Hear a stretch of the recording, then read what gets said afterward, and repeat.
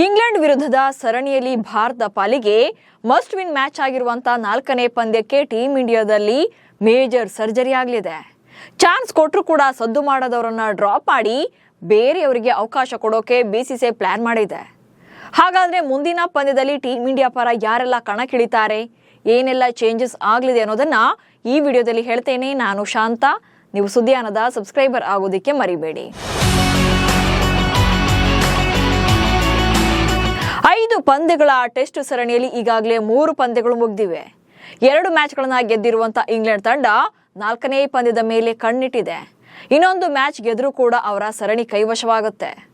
But 3ನೇ ಪಂದ್ಯದಲ್ಲಿ ಗೆಲ್ಲೋ ಮ್ಯಾಚ್ನ ಸೋತಿರುವಂತ ಭಾರತ ಸರಣಿಯಲ್ಲಿ ಜೀವಂತವಾಗಿ ಉಳಿಬೇಕು ಅಂದ್ರೆ ಶತಾಯಗತಾಯ ಮುಂದಿನ ಪಂದ್ಯವನ್ನ ಗೆಲ್ಲೇಬೇಕಿದೆ. ಆಗ ಸರಣಿ ಸಮಬಲ ಆಗುತ್ತೆ. ಕೊನೆ ಪಂದ್ಯದ ರಿಸಲ್ಟ್ ಸರಣಿ ಯಾರಿಗೆ ಅನ್ನೋದನ್ನ ಡಿಸೈಡ್ ಮಾಡುತ್ತೆ. ಹೀಗಾಗಿ ತಂಡದಲ್ಲಿ ಬದಲಾವಣೆಗಳೊಂದಿಗೆ ಅಖಾಡಕ್ಕಿಳಿಯೋಕೆ ಪ್ಲಾನ್ ನಡೆದಿದೆ. ಅದು ಅಲ್ಲದೆ ಲಾಂಗ್ ಬ್ರೇಕ್ ಕೂಡ ಇರೋದ್ರಿಂದ ಸಾಕಷ್ಟು ಚರ್ಚೆಗಳು ನಡೆಯಲಿವೆ. 9 ದಿನಗಳ ಬ್ರೇಕ್, 4ನೇ ಪಂದ್ಯಕ್ಕೆ ಹೇಗಿರುತ್ತೆ ಟೀಮ್? ಭಾರತ ಮತ್ತು ಇಂಗ್ಲೆಂಡ್ ನಡುವಿನ 4ನೇ ಟೆಸ್ಟ್ ಪಂದ್ಯ ಜುಲೈ 23ರಿಂದ ಶುರುವಾಗಲಿದೆ. ಅಂದ್ರೆ 3ನೇ ಮತ್ತು 4ನೇ ಪಂದ್ಯದ ನಡುವೆ 9 ದಿನಗಳ ಗ್ಯಾಪ್ ಇದೆ. ಮ್ಯಾಂಚೆಸ್ಟರ್ನ ಓಲ್ಡ್ ಟ್ರಾಫೋರ್ಡ್ ಮೈದಾನದಲ್ಲಿ ಪಂದ್ಯ ನಡೆಯಲಿದ್ದು ಉಭಯ ತಂಡಗಳಲ್ಲೂ ಕೂಡ ಒಂದಷ್ಟು ಬದಲಾವಣೆಗಳು ಆಗೋದು ಪಕ್ಕಾ ಇದೆ. ಮುಂದಿನ ಪಂದ್ಯ ಗೆದ್ರೆ ಇಂಗ್ಲೆಂಡ್ ಸರಣಿ ಗೆಲ್ಲುತ್ತೆ, ಭಾರತ ಗೆದ್ರೆ ಸರಣಿ ಸಮಬಲ ಆಗುತ್ತೆ. ಅಂತಿಮ ಟೆಸ್ಟ್ ಪಂದ್ಯ ಫೈನಲ್ ಫೈಟ್ ಆಗಿ ಕನ್ವರ್ಟ್ ಆಗುತ್ತೆ. ಹೀಗಾಗಿ 4ನೇ ಟೆಸ್ಟ್ ಪಂದ್ಯ ಟೀಮ್ ಇಂಡಿಯಾ ಪಾಲಿಗೆ ಮಾಡು ಇಲ್ಲವೇ ಮಡಿ ಪಂದ್ಯವಾಗಿ ಮಾರ್ಪಟ್ಟಿದೆ. ಬುಮ್ರಾಗೆ ರೆಸ್ಟ್, ಡೆಬ್ಯೂ ಮಾಡ್ತಾರ Harshdeep Singh. Workload management policy ಪ್ರಕಾರ 4ನೇ ಪಂದ್ಯದಿಂದ ಜಸ್ಪ್ರೀತ್ ಬುಮ್ರಾ ಹೊರಗುಳಿಯುವಂತ ಸಾಧ್ಯತೆ ಇದೆ. ಸರಣಿಗೂ ಮುನ್ನವೇ 3 ಮ್ಯಾಚ್ ಆಡಿಸೋದು ಅಂತ ಬಿಸಿಸಿಐ ಕೂಡ ಘೋಷಣೆ ಮಾಡಿತ್ತು. ಅದನ್ನೇ ಅನುಸರಿಸಿದ್ರೆ ಬುಮ್ರಾ ಮ್ಯಾಂಚೆಸ್ಟರ್ ಮ್ಯಾಚ್ನಿಂದ ಹೊರಗುಳಿಯುವಂತ ಸಾಧ್ಯತೆ ಇದೆ. ಜಸ್ಪ್ರೀತ್ ಬುಮ್ರಾ ಮೊದಲ ಹಾಗೆ 3ನೇ ಪಂದ್ಯದಲ್ಲಿ ಕಣಕ್ಕಿಳಿದಿದ್ದು ಸೀರೀಸ್ನಲ್ಲಿ ಸೆಕೆಂಡ್ ಹೈಯೆಸ್ಟ್ ವಿಕೆಟ್ ಟೇಕರ್ ಆಗಿದ್ದಾರೆ.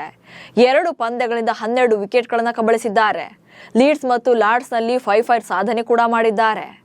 ಜಸ್ಪ್ರೀತ್ ಬುಮ್ರಾಗೆ ರೆಸ್ಟ್ ನೀಡಿದ್ರೆ ಹರ್ಷದೀಪ್ ಸಿಂಗ್ ಮ್ಯಾಂಚೆಸ್ಟರ್ನಲ್ಲಿ ತಮ್ಮ ಟೆಸ್ಟ್ ಡೆಬ್ಯೂ ಮಾಡುವಂತ ಸಾಧ್ಯತೆ ಇದೆ. ಇತ್ತ ರಿಷಬ್ ಪಂತ್ ಕೂಡ ಆಡೋದು ಡೌಟ್ ಎನ್ನಲಾಗ್ತಾ ಇದೆ.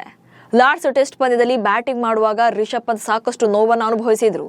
ಗಾಯದ ಹೊರತಾಗೂ ಕೂಡ ಮೊದಲ ಇನ್ನಿಂಗ್ಸ್ನಲ್ಲಿ 74 ರನ್ಗಳೇ ಹಾಕಿದ್ರು.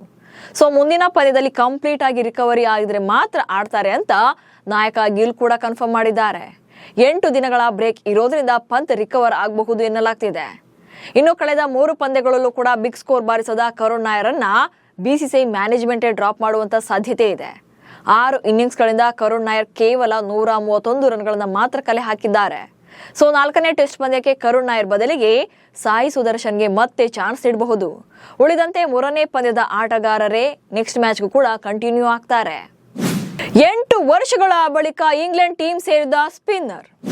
ಈಗಾಗಲೇ ಸರಣಿಯಲ್ಲಿ ಮುನ್ನಡೆ ಸಾಧಿಸಿರುವಂತಹ ಇಂಗ್ಲೆಂಡ್ ತಂಡ ಕೂಡ 4ನೇ ಪಂದ್ಯದಲ್ಲಿ ಕೆಲ ಬದಲಾವಣೆಗಳೊಂದಿಗೆ ಕಣಕ್ಕಿಳಿಯಲಿದೆ.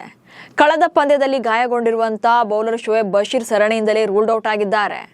ಸೊ ಅವರ ಬದಲಿಗೆ ಎಡಗೈ ಸ್ಪಿನ್ನರ್ ಆಗಿರುವಂತಹ ಲಿಯಾಮ್ ಡಾಸನ್ ಅವರನ್ನ ಟೆಸ್ಟ್ ತಂಡಕ್ಕೆ ಕಂಬ್ಯಾಕ್ ಮಾಡಿಸಿಕೊಳ್ಳಲಾಗಿದೆ.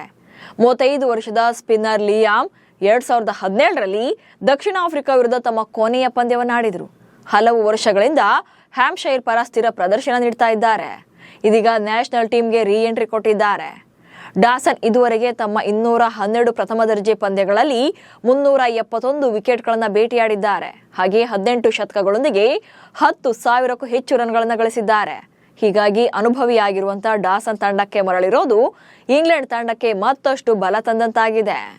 ಇನ್ನು 4ನೇ ಪಂದ್ಯ ನಡೆಯಲಿರುವಂತಹ ಮ್ಯಾಂಚೆಸ್ಟರ್ನ ಓಲ್ಡ್ ಟ್ರಾಫರ್ಡ್ ಮೈದಾನದ ಬಗ್ಗೆ ಹೇಳೋದಾದ್ರೆ ಇಲ್ಲಿವರೆಗೆ ಈ ಮೈದಾನದಲ್ಲಿ 85 ಟೆಸ್ಟ್ ಪಂದ್ಯಗಳನ್ನು ಆಯೋಜನೆ ಮಾಡಲಾಗಿದೆ.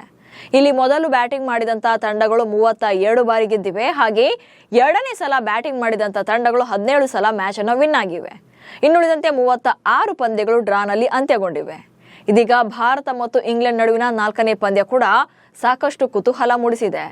ಒಟ್ನಲ್ಲಿ ತೆಂಡೂಲ್ಕರ್ ಆಂಡರ್ಸನ್ ಟೆಸ್ಟ್ ಸರಣಿಯ ಮೊದಲ ಮ್ಯಾಚ್ನಲ್ಲಿ ಇಂಗ್ಲೆಂಡ್ ತಂಡ 5 ವಿಕೆಟ್ಗಳ ಜಯ ಸಾಧಿಸಿತ್ತು. 2ನೇ ಟೆಸ್ಟ್ ಪಂದ್ಯದಲ್ಲಿ ಭಾರತ ತಂಡ 336 ರನ್ಗಳ ಭರ್ಜರಿ ಗೆಲುವನ್ನು ದಾಖಲು ಮಾಡಿತ್ತು. ಇನ್ನು 3ನೇ ಪಂದ್ಯದಲ್ಲಿ ಇಂಗ್ಲೆಂಡ್ 27 ರನ್ಗಳ ವಿಜಯ ಸಾಧಿಸಿದೆ. ಈ ಮೂಲಕ 5 ಪಂದ್ಯಗಳ ಸರಣಿಯಲ್ಲಿ ಇಂಗ್ಲೆಂಡ್ ತಂಡ 2-1 ಅಂತರದಿಂದ ಮುನ್ನಡೆ ಕಾಯ್ದುಕೊಂಡಿದೆ. 4ನೇ ಪಂದ್ಯದ ರಿಸಲ್ಟ್ ಮೇಲೆ ಎಲ್ಲರ ಚಿತ್ತ ನೆಟ್ಟಿದೆ. ಸೊ ನಿಮ್ಮ ಪ್ರಕಾರ ಮುಂದಿನ ಪಂದ್ಯಕ್ಕೆ ಭಾರತ ಪ್ಲೇಯಿಂಗ್ 11 ಹೇಗಿರಬೇಕು, ಯಾರನ್ನ ಡ್ರಾಪ್ ಮಾಡಬೇಕು, ಹಾಗೆ ಯಾರನ್ನ ಆಡಿಸಬೇಕು ಅನ್ನೋದನ್ನ ಕಮೆಂಟ್ಸ್ ಮೂಲಕ ತಿಳಿಸಿ. ಹಾಗೆ ಸುದ್ದಿಯನ್ನು ಫಾಲೋ ಮಾಡಿ. ನಮಸ್ಕಾರ.